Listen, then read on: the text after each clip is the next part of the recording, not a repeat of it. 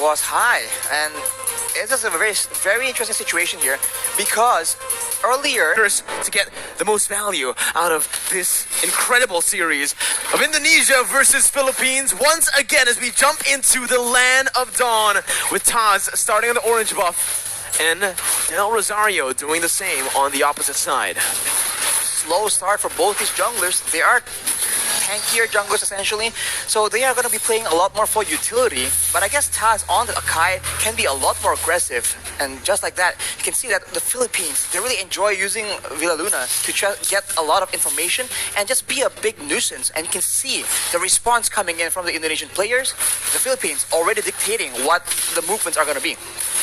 Both teams again just fighting for that mid control that is so prio, so necessary now in this current meta. Both Taz and Del Rosario are looking to go for this Lethal Wanderer, but it does feel like Indonesia will have a bit more of an advantage with the faster wave clear in the mid lane. That's the Lethal Wanderer secured by Taz, getting him a bit more XP and gold to play with. So he'll have that power spike very early on, already at level 4. As we mentioned, the wave clear game is now being a lot more monitored, a lot more managed by the players from the side of Indonesia. They've suffered from it once, they are not trying to suffer the same fate again. So right now, they're just moving around, and I think before the first turtle spawns, it's going to be relatively slow, but as I say that though... Uh-oh, there you go. That's the barrier with a wild charge. Psychos now going to be caught. First blood over to Philippines, but look at Taz. He's able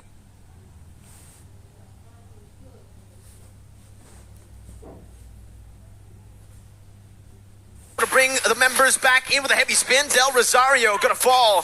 The jungler for the XP lane, and Dapda will be forced to flicker out of there. Villaluna a bit late on this rotation to match up against the Indonesian mid laners, but it is still just going to be a 1-for-1. So 1-for-1, so both teams now holding their own, but this is where things get a bit hairy. The first turtle, where everyone has their ultimates, we have to see who can actually weave in the better team fight.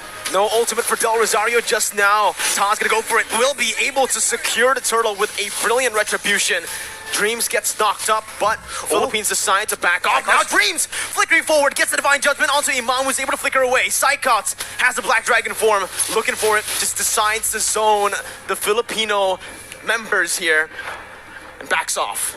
Back away, and we can take a look at how the changes have impacted this Faramis, right? The Cult Altar was used in that fight, and with one single spell, the rest of the team from Indonesia is able to melt down that HP bar. So it really isn't an all-win teamfight solution, but it is very situationally used to help save members from big burst damage. Now it's a complete change from game number 1. Imam, though, going to be immobilized. That's the damage coming through. Whew. Sniped down by Brands, but the kill will go over to Hijume. Brands sacrificing a bit of gold there in the bottom side, but will still be able to catch up down below to pick up that cannon minion. With stronger laners on the hands of the Indonesian players, they are now able to actually match the aggression, the fights, the skirmishes from the members of the Philippines, and now you can see that the Kaja pick is just having a lot more impact. This is what they wanted to do in game number 1, but the macro play coming in from the Philippines was able to deny that. That won't be the case for this game though, and now this becomes a contest of proactivity. Who can have the higher work rate, the more versatile maneuvers, and just the more proactive plays. And this is the reason as to why I felt like the Leslie should have been the one, the hero, to be banned out by Team Philippines. Because you can see, on this Leslie, sure, you're very vulnerable, but you also are really good at actually going at duels up against the Beatrix. I would actually say in a 1v1, it's skill dependent, but Leslie has a bit of an edge. Why? Because he doesn't need to target any of his skills. It's not a skill shot. Meanwhile, for the Beatrix, you need to go for those render shots to actually be able to compete in that range battle. They have to be careful though, because Soriano has the Blade of Despair completed. It will be a big factor in the next fight. The turtle is being pressured for both teams, but it seems like the Indonesians will have a bit of a lead in the control game.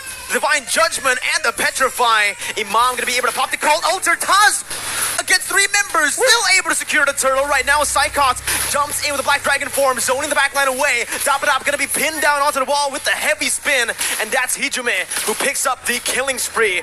Everything going well for Indonesia, and everything going wrong for Philippines in the early game of Game 2.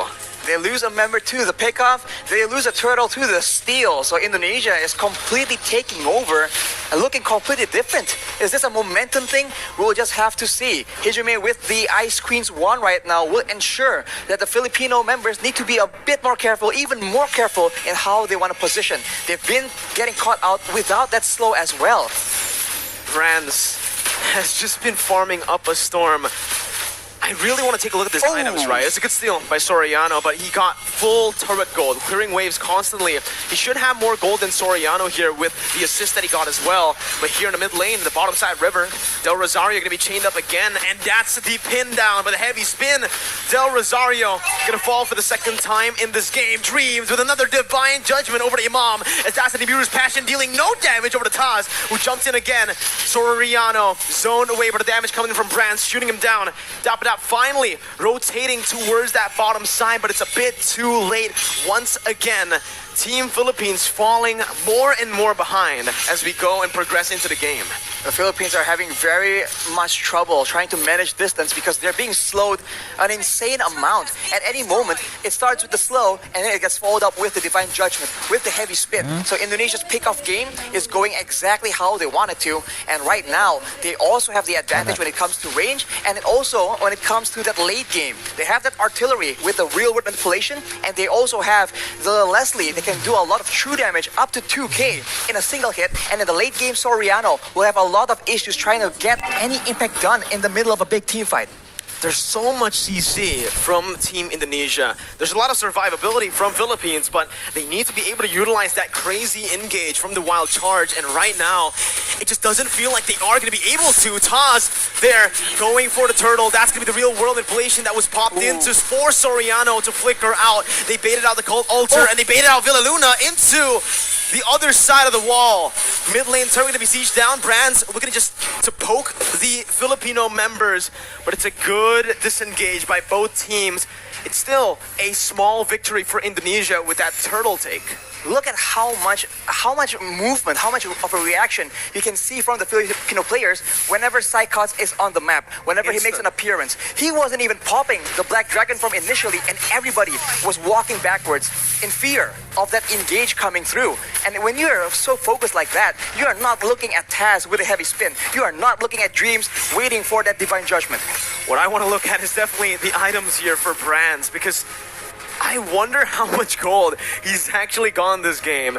So far, he has been left untouched to free farm. And he's getting so much damage. That's going to be the flicker over to Divine Judgment as well to find Del Rosario. The true damage does its work. Brands picks up the kill. Dap it up, trying to look for a re-engage now, but only taunting Taz. Look at the poke put down by Brands. Dream's going to be in the midst of it all right now, as he is going to be able to dish out some damage to zone the other members away. Dream still there with Psychots from Psychots with a petrified of fine Soriano and the furious dive to get Imam low under the tier 1. Gunned down by Brands. It's a 2-0 trade for Indonesia. Unreal execution coming in from Indonesia right now. We thought that Psychots was the main distraction. He was the one coming in from behind. You barely notice it until it's way too late. Let's take a look at that replay right now. The fight was breaking up. There's a lot of action back and forth, and Psychots out of nowhere. The tower doesn't even matter because it's way too low. Indonesia able to actually push Philippines into a very uncomfortable position, and now with all the advantages when it comes to crowd control, when it comes to damage, they are looking at a cruising victory in game number 2. This is insane. Unreal. That's the word you can use for it, right? So much doubt for this Indonesian team after they qualified to represent Indonesia with only a week to prepare right after qualifying. Still able to play super well.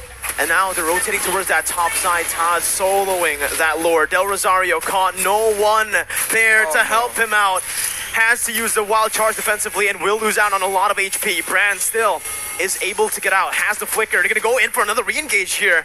Just some poke down onto the frontliners. And you can see that true damage, Arashi. I really wonder what the items are looking like right now, because the damage is pretty unreal already in 9 minutes for a Leslie. It comes with a true damage, and when you're concerned about the true damage, you can actually feel the burn coming in as well. Look at the items, as you mentioned. The Windtalker, the Endless Battle as well, allows him to get so much more burst damage initially, and after that, the Berserker's Fury allows him to dish out a healthy amount of DPS. On the other hand, you can see the Iesf, right? Hijumi with the Glowing Wand. All these tanky members are taking percentage HP damage whenever he's dishing out these spells, and they are absolutely spammable. And the Siege game is dangerous. Luna going to be caught in that real world manipulation. Imam as well, zoned away. The wave manipulation from Indonesia, absolutely phenomenal, as they are going to be able to use the Lord down below to pick up a turret. With Psychot zoning other members away with a Black Dragon form as well. That's base turret number 1 taken down.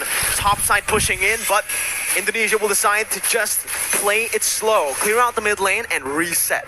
They have an absolute advantage when it comes down to those siege situations. Having the Iesf, having the Leslie means that you do not have to go and force those fights, because there's no other way for the Philippines to dish back that kind of damage. Soriano is the only solution they have, and at this point, when the only option you have, when you only have a single option, it becomes very easy for your opponents to try and adjust to that. But the Philippines, it seems like they are not willing to completely concede control just yet. They need to be very careful though, because the flank game, that flank game is just so on point from Indonesia right now. This is what we saw in game 1, only just the opposite happening here in game 2. Indonesia having control the whole 10 minutes early on. Philippines with a very similar flanking position here to look for something, but it's going to be a concealed play from Indonesia. And oh my God, Dreams finds the Divine Judgment onto the best possible target. Soriano's out. Dapadab has to flicker out, but Psychos chases him down with a passive. Dapadab still surviving here. Only one member taken down, but that might just be the member that Indonesia needs to pick up some more base turrets. That high ground control is no longer available for Soriano.